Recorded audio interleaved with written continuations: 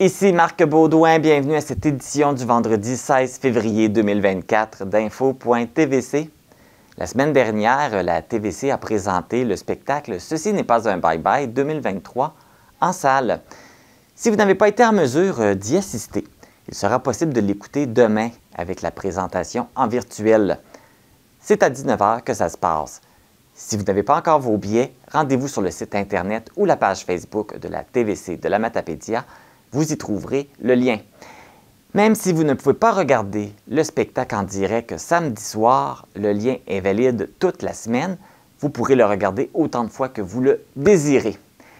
Ce spectacle permet également de soutenir votre média local. Alors, merci de votre soutien. Débutons maintenant avec les actualités matapédiennes. Voici vos actualités matapédiennes du 16 février 2024. Un accident mortel a eu lieu jeudi après-midi vers 15h40 près de la rue Saint-Pierre-Est et la route 132 à Valbriand. Le conducteur d'un véhicule ne se serait pas arrêté au passage à niveau et a été percuté de plein fouet par un train de marchandises.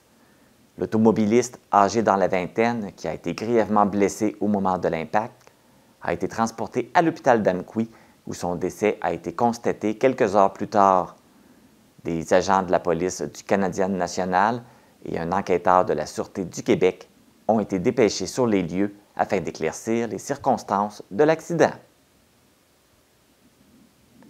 La municipalité de Sébec a été encore une fois une cible pour le vol et le vandalisme.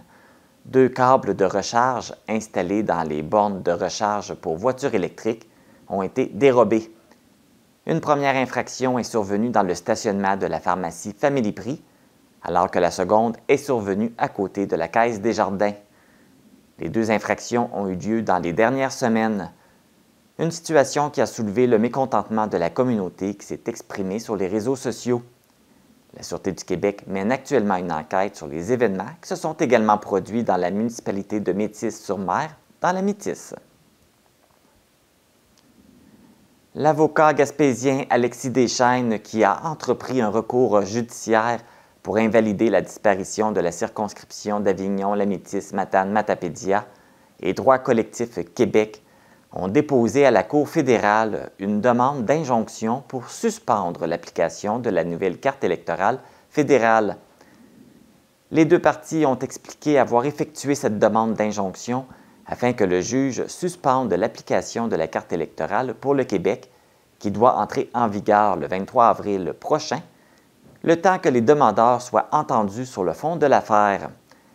La Cour fédérale a rejeté la demande et la juge a invoqué qu'un des critères pour rendre cette injonction est que la partie demanderesse subisse un préjudice irréparable, ce qui, pour la juge, n'a pas été démontré dans la preuve présentée.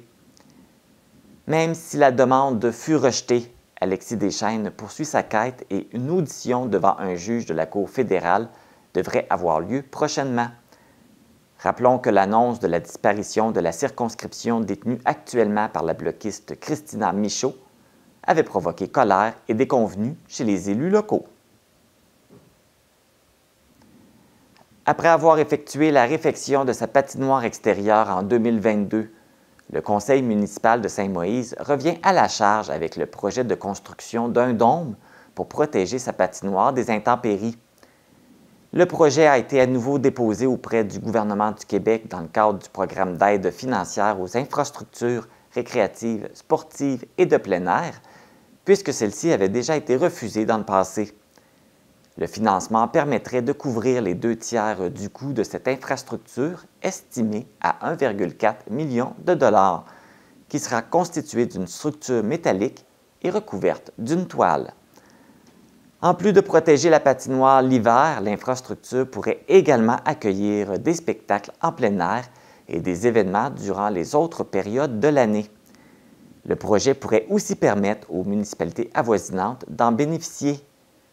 Si le gouvernement accepte de financer le projet, le dôme sur la patinoire de Saint-Moïse pourrait voir le jour l'hiver prochain. Cet été marquera le 25e anniversaire de Fort Cozap qui se déroulera du 25 au 28 juillet au Parc de la Pointe à Cozapscal. Le comité organisateur a dévoilé sa programmation musicale pour célébrer cet événement. Le jeudi 25 juillet, c'est Tennessee Whiskey avec un hommage à Chris Stapleton et Phil Lauzon qui fouleront les planches de la scène extérieure. Le vendredi 26 juillet sera une soirée rock avec les prestations de Backbone et de la revue musicale Rock Story. Pour le samedi 27 juillet, c'est Sarah Dufour et Karma Chameleons qui mettront le feu aux planches. Le tout se terminera avec la prestation du groupe Les Trois Accords le dimanche 28 juillet. Il est déjà possible de se procurer des billets pour ces spectacles via le site lepointdevente.com. Pour cette édition anniversaire, quelques nouveautés feront également leur apparition. Pour être à l'affût de l'ensemble de la programmation, suivez la page Facebook Fort Cozap au Royaume du Saumon. C'est du 23 au 25 février que se déroulera la 19e édition du tournoi de curling, la Coupe Desjardins, organisée par le club de curling de la Vallée. Il est encore possible de vous inscrire. Vous avez jusqu'au 18 février.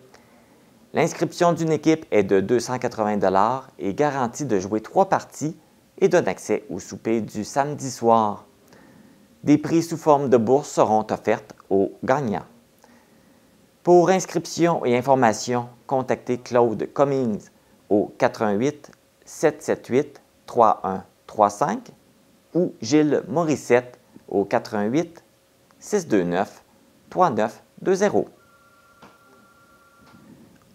Holstein Canada a décerné le titre de maître éleveur Holstein à Régis Lepage et Marie-Josée Turcotte, propriétaires de la ferme Jolipré Holstein, située dans la municipalité de Saint-Moïse.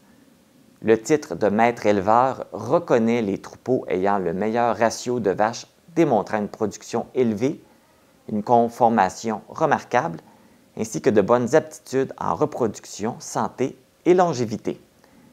L'entreprise matapédienne n'en est pas à sa première reconnaissance, puisqu'elle a obtenu 3 titres de championne de la qualité du lait agro-pur de 2016 à 2018. Félicitations aux propriétaires. C'est ce qui complète les actualités matapédiennes.